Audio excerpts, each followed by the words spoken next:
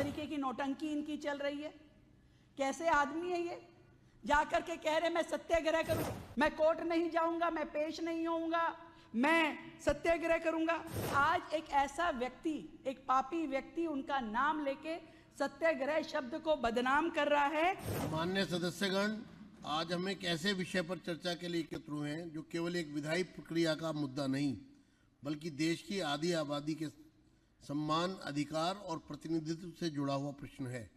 लोकसभा के विशेष सत्र में 131वां संविधान संशोधन विधेयक 2026 महिला आरक्षण से संबंधित एक महत्वपूर्ण पहल पर व्यापक चर्चा हुई थी।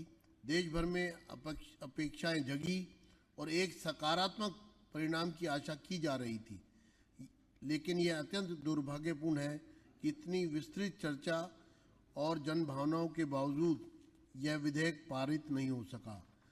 लोकसभा में जो माननीय लोकसभा अध्यक्ष द्वारा जो ब्यौरा दिया गया था, 2016 और 17 अप्रैल 2026 को चर्चा हुई थी। चर्चा 21 घंटे और 27 मिनट तक चली।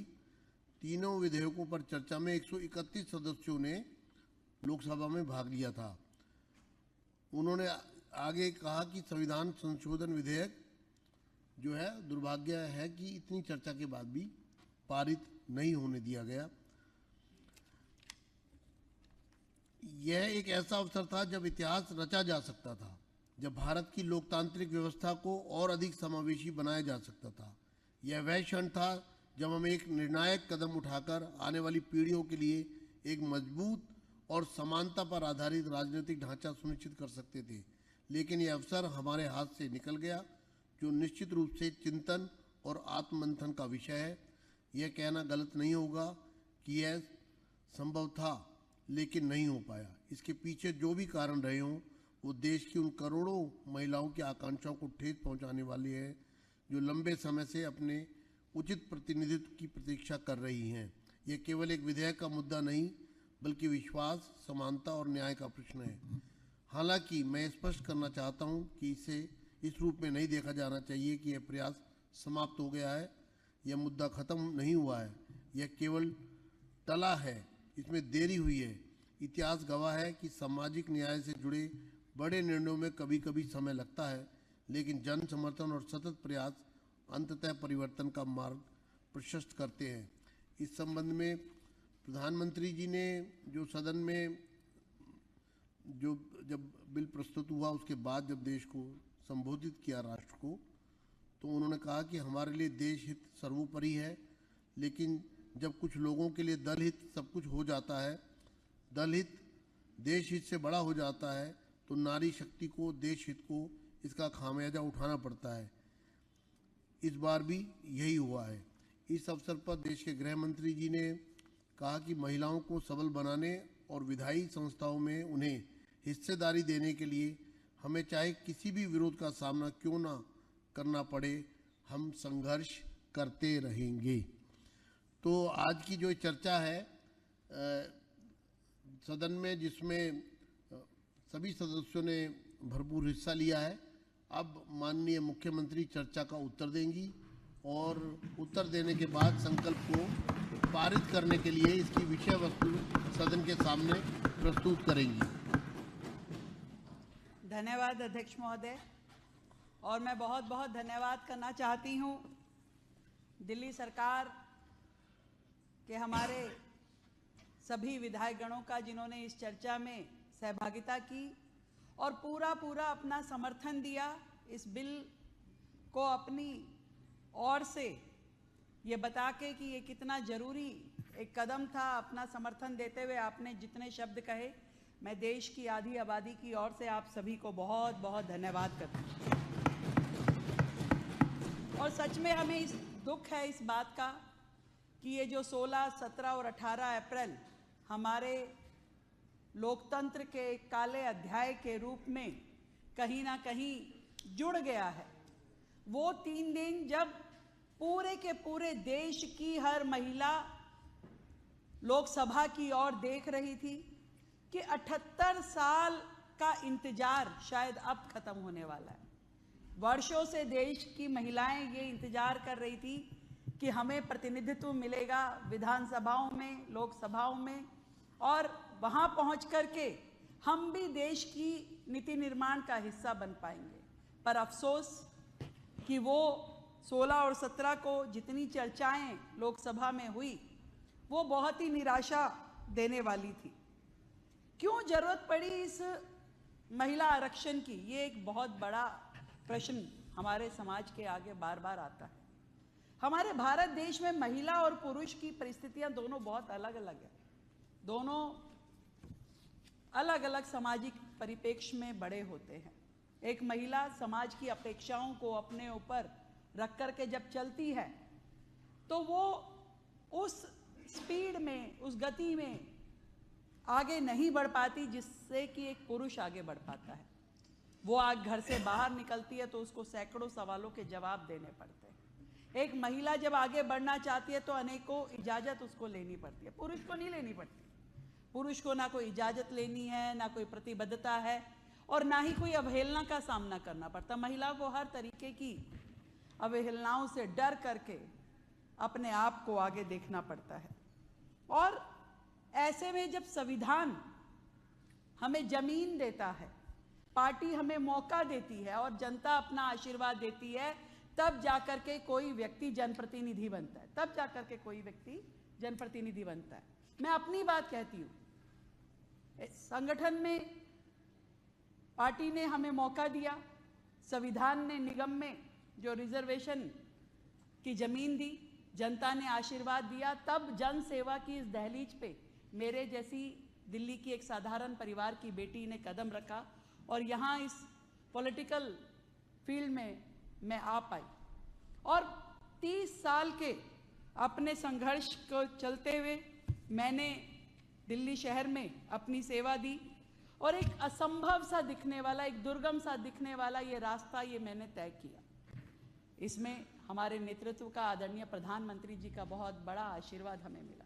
पर हर पार्टी में ऐसे नेता नहीं होते, इतने बड़े दिल के लोग नहीं होते कि एक बिना किसी पॉलिटिकल बैकग्राउंड की एक साधारण महिला को मुख्यमंत्री के दायित्व से नवाज सके। नहीं होते अध्यक्ष जी, नहीं होते। और पूरे देश में लगभग 15 लाख ऐसी महिलाएं हैं जो पंचायत स्तर पे, निगम के स्तर पे चुन करके आती हैं। पर विधानसभा जाते जाते, विधानसभा तक पहुंचते पहुंचते मैं आपको बताना चाहूंगी कि 4600 सदस्य पूरे देश में विधानसभा सदस्य हैं, पर उसमें से मात्र 10% महिलाएं ही विधानसभा तक पहुंच पाती हैं। और इसी तरह लोकसभा तक पहुंचते पहुंचते वो संख्या इसी तरीके कम रहती है। 13 से 14% आज की वर्तमान की लोकसभा में, राज्यसभा में भी इतनी महिलाएं हैं। क्या तकलीफ रहती है, क्या परेशानी होती है, क्या विपत्तियां हैं, क्या आपत्तियां हैं कि ये महिलाएं विधानसभा और लोकसभा तक नहीं पहुंच पाती। ये एक बड़ा प्रश्न है कि क्यों महिलाओं को ये मौका नहीं मिलता है। देश आज़ाद हुआ, देश का संविधान बना, और संविधान जब बना तो संविधान सभा की सदस्य 15 महिलाएं भी थी। सरोजिनी नायडू जी थी, विजय लक्ष्मी पंडित जी थी, सुचेता कृपलानी जी भी थी। जब संविधान लिखा गया तो बहुत सारे समानता का अधिकार दे दिया, वोट का अधिकार दे दिया, चुनाव लड़ने का अधिकार दे दिया। उन्हें लगा कि बस इतने से आज़ाद भारत में महिलाएं तरक्की कर जाएंगी, आगे बढ़ जाएंगी। पर उन्हें नहीं मालूम था कि आज़ाद भारत के ये राजनीतिक दल महिलाओं को कभी आगे आने ही नहीं देंगे, कभी नहीं आगे आने देंगे। और इसलिए ये शायद उस संविधान सभा को पता होता तो वो जिस समय ST SC के आरक्षण रख रहे थे तो महिलाओं के लिए भी आरक्षण रख सकते थे। पर उन्हें उम्मीद थी कि इसकी जरूरत नहीं पड़ेगी, स्वयं में महिलाएं आगे बढ़ते हुए अपना स्थान बना लेंगी। पर केवल समानता का अधिकार काफ़ी नहीं था। वो समानता का अधिकार केवल काफ़ी नहीं था, महिलाएं आज भी उस हकीकत का सामना कर रही हैं जिसमें उन्हें वो मौके नहीं दिए जाते। 27 साल के इतिहास में ये महिला आरक्षण बिल 7 बार लोकसभा के पटल में रखा गया। 7 बार, 1 बार 2 बार नहीं, 7 बार। कभी इसे फाड़ा गया, कभी इसे जलाया गया और कभी इसका विरोध किया गया। Congress, Samajwadi party, RJD, DMK, TMC सबने मिलकर इस बिल के रास्ते में कांटे बिछाए। पास नहीं होना चाहिए, ये उन्होंने तय कर रखा था। किसी महिला को आगे नहीं आने देना है, नेतृत्व नहीं देना है। महिलाएं यदि नेतृत्व करेंगी, साधारण परिवार की महिलाएं, तो इनकी परिवारवादी राजनीति का क्या होगा, ये उनकी चिंता थी कि फिर हमारे परिवार की महिलाओं का क्या होगा, और शायद ये भी कि हमारा क्या होगा अगर ये 33% आकर के हमारे सामने खड़ी होंगी तो हमारी सत्ता और हमारा सिंहासन हिल जाएगा। गांधी परिवार के लिए हमेशा उन्हीं की परिवार की महिलाएं, सबने बताया, इंदिरा गांधी, सोनिया गांधी, प्रियंका गांधी, इसके अलावा कौन? कोई नहीं। ये समाजवादी पार्टी, डिंपल यादव, सबने बताया, सबको पता है, लालू यादव, राबड़ी जी, मीसा जी, इसके अलावा कौन? कोई नहीं है। एक किसी भी पार्टी की कोई भी महिला कार्यकर्ता, उसको समझ में आता है कि भाई हमारे लिए कोई स्थान हमारे नेतृत्व ने किया नहीं सिवाय भाजपा के। और इन महिलाओं के को ना इतना अधिकार दिया गया कि वो आगे आए, ना चुनाव लड़ने का उनको अधिकार है, ना निर्णयों में भागीदारी का अधिकार है।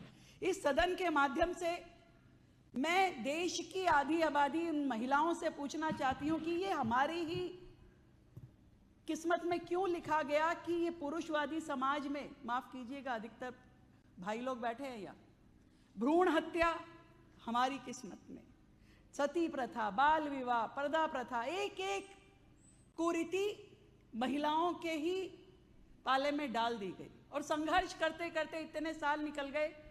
कभी नारा हमारे लिए बेटी बचाओ का, तो वो दौर हमने गुजारा। बेटी पढ़ाओ में कितना संघर्ष हुआ, पर आज बेटी बढ़ाओ में भी ये लोग हमारा साथ नहीं दे रहे। बेटी बढ़ाओ, छोटी छोटी अपनी जरूरतों के लिए हमें क्यों उन राजनेताओं की ओर देखना पड़ता है? शौचालय के लिए, स्वास्थ्य के लिए, सुरक्षा के लिए हम नजरें गड़ाए सदन की ओर देखते रहते हैं कि भाई क्या हो रहा है, क्या कर रहे हो। पर यदि कोई एक व्यक्ति महिलाओं के हित में सोचने वाला, साहस के साथ उनके साथ खड़े रहने वाला मिला, तो वो देश का प्रधानमंत्री आदरणीय नरेंद्र मोदी। 2014 के बाद जब भारतीय जनता पार्टी की सरकार बनी, आदरणीय मोदी जी प्रधानमंत्री बने, मानिए कि तब से ही इस देश में महिलाओं की स्थिति में सुधार आना शुरू हुआ। देश की करोड़ों बेटियां मजबूर थी खुले में शौच जाने के लिए। मोदी जी आए तो उन्होंने हर गांव, हर घर शौचालय बनवाए। देश की महिलाएं चूल्हे के धुएं में अपने फेफड़े जला रही थी, आंखें जला रही थी। मोदी जी आए तो उनको उज्ज्वला के कनेक्शन मिले। हर घर में नल से जल, पोषण, मुद्रा, जनधन, ये सारी जितनी योजनाओं की चर्चा बार बार इस सदन में हुई, वो प्रधानमंत्री नरेंद्र मोदी जी के द्वारा दी गई। मोदी जी ने फिर एक बार हिम्मत करी, नारी शक्ति वंदन अधिनियम 2023 लेके आए। सबको निवेदन करके, सबसे बातचीत करते हुए उन्होंने इसे सदन पटल पे पास करवाया। हमें लगा कि हो गया, परंतु फिर ये ध्यान में आया कि जिस गति से या जो जितनी इसमें टेक्निकल फॉर्मेलिटीज हैं, परिसीमन की, डिलिमिटेशन की, और उसके बाद ये शायद 2034 तक भी महिलाओं को रिजर्वेशन मिलना आसान नहीं दिख रहा है। और इसीलिए मोदी जी ने एक अमेंडमेंट के साथ में फिर से इसको प्रस्तुत किया कि बहनों को 2029 तक उस लोकसभा चुनाव में 33% आरक्षण दे दिया जाए। इसके लिए कुछ संशोधन जरूरी हैं और उन्होंने वो संशोधन रखे। पर ये विपक्षी तो पहले से ही तय करके बैठे थे कि हम तो इसे पास होने ही नहीं देंगे, और इसीलिए उन्होंने अनेक अड़ंगे लगाए। कभी कोटे में कोटा की बात उन्होंने की, कभी मुस्लिम महिलाओं की दुहाई दी, कभी 543 पे क्यों नहीं कराते हो, कभी कहते हैं डीलिमिटेशन क्यों नहीं कराते हो, जबकि पूरा एक निधि ये जानता है कि 2023 के बिल में साफ साफ लिखा है कि डीलिमिटेशन होने के बाद ही आरक्षण दिया जाएगा। तो आज किस लिए ऑब्जेक्शन हो रहा है भाई? आज किस बात पे आप ऑब्जेक्शन कर रहे हैं? वो तो पहले से ही तय था। आज तो केवल चर्चा ये हो रही थी कि 543 की जगह 850 हो जाए तो बेहतर होगा, और वो भी इसलिए, माफ कीजिएगा ये सारे हमारे साथी बैठे हुए हैं, आप 543 में जब वोट देने की बात आएगी तो वो 87% पुरुष लोग हैं जिसको उस बिल पे वोट देना है, और वो कोई भी पुरुष प्रतिनिधि कभी ये नहीं चाहता कि मेरा हक मार के, मेरी सीट मार के मैं किसी महिला को दे दूं, कभी नहीं चाहता। और इसीलिए विन विन सिचुएशन के नाते ये फार्मूला लाया गया कि यदि सीटें बढ़ जाए तो महिलाओं को 33% भी मिल जाएगा और किसी पुरुष प्रतिनिधि की भी सीट खाली नहीं होगी। इसमें क्षेत्रीय दलों को भी लाभ मिलेगा, इसमें साउथ के राज्यों की सीटें भी ऐसी की ऐसी रहेगी, महिलाओं को भी प्रतिनिधित्व मिलेगा, किसके लिए भी कमी नहीं थी। पर इसमें दिक्कत इन विपक्षी दलों को क्या थी, ये आज तक हमारी समझ में नहीं आया कि इन्हें क्या परेशानी थी। इनको सब कुछ दिखाई दिया, सबका हित दिखाई दिया, सिवाय उस महिला के हित के जो एक्चुअल में इनकी वोटर है, जो इनके लिए रोज दिन रात काम करती है, इनको जिताती है, सिंहासन पे बिठाती है, राजा बनाती है, उसका ध्यान नहीं था। पर इन्होंने कहा कि मुस्लिम महिलाओं की बात करो। अरे भाई, मैं पूछना चाहती हूं, आप इतने हितैषी थे मुस्लिम महिलाओं के, तो वो शाहबानो का केस याद कीजिए, जब उसको तलाक कह करके उसके पति ने तलाक दे दिया और वो अपने भरण पोषण के लिए कोर्ट गई, कोर्ट ने उसके हित में निर्णय दिया, तो क्यों राजीव गांधी की सरकार ने उस कानून के खिलाफ कानून बना करके मुस्लिम महिलाओं के साथ अन्याय किया और उनके भरण पोषण का अधिकार खत्म कर दिया? यदि तुम मुस्लिम महिलाओं के इतने हितैषी थे तो जब मोदी जी ट्रिपल तलाक लेकर के आए तो आप उस ट्रिपल तलाक को खत्म करने के लिए क्यों नहीं भारतीय जनता पार्टी के साथ खड़े हुए? तुम्हें कभी इस बात का गम नहीं कि मुस्लिम महिलाओं के साथ में क्या क्या अन्याय हो रहा था। आप बात करते हो ओबीसी महिलाओं की, आपको कोटे में कोटा चाहिए, परंतु इतने हितैषी यदि आप ओबीसी वर्ग के थे तो आपने जनरल चुनाव में उसके लिए कोटा क्यों नहीं रखा ओबीसी के लिए? आज आप महिलाओं के लिए कह रहे हैं केवल इसलिए कि ना नौमन तेल हो ना राधा नाचे। इनका ये हाल पूरा का पूरा देश देख रहा है कि बातों में उलझाना है। कभी बात 543 की, कभी 850 की, क्षेत्रीय दलों की, साउथ के राज्यों की, और इन सब के चलते हुए जब ये बिल गिर गया तो इन्होंने जो जश्न मनाया, पटाखे जलाए, कमाल की बात थी। लोकसभा में, राज्यसभा में इस बिल को गिरते देख करके हमने ये देखा कि इस बिल को गिराते गिराते ये नेता, ये पार्टियां खुद कितनी गिर गई। ये खुद कितनी गिर गई कि इन्होंने ये नहीं सोचा कि ये बोल क्या रहे हैं। समाज भूल नहीं सकता, महिलाएं भूल नहीं सकती इन नेताओं ने जब जब महिलाओं का अपमान करने के लिए वो शब्द कहे हैं।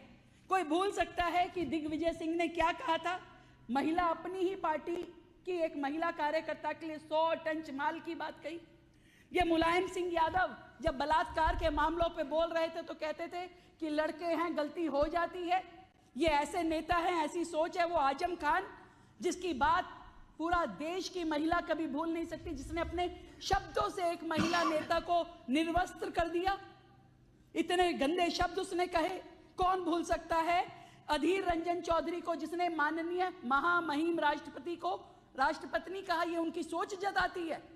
इन्होंने जब जब मौका मिला महिलाओं को अपमानित किया। संजय निरुपम, कैसे शब्द उन्होंने इस्तेमाल किए थे कि ठुमके लगाने वाली महिला हो तुम एक नेता के लिए। और पुरुष तो पुरुष, महिलाएं भी, महिलाएं कम नहीं है इनकी। ममता बनर्जी टीएमसी पार्टी से कहती हैं कि महिलाओं को रात को निकलने की जरूरत नहीं है। सुप्रिया श्रीनेत तो भाव लगाती है महिलाओं के कि क्या भाव है बताइए, ऐसे ऐसे शब्द इस्तेमाल करते हैं। और वो जो प्रियंका गांधी है, लड़की हूं, लड़ सकती हूं।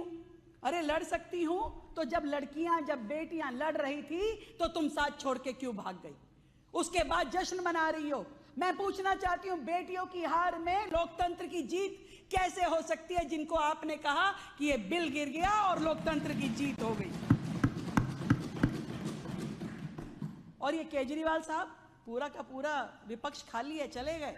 केजरीवाल साहब जिन्होंने अपने जेल जाने के बाद पूरी कोशिश की कि मेरी धर्मपत्नी डिफेक्टो मुख्यमंत्री बन जाए।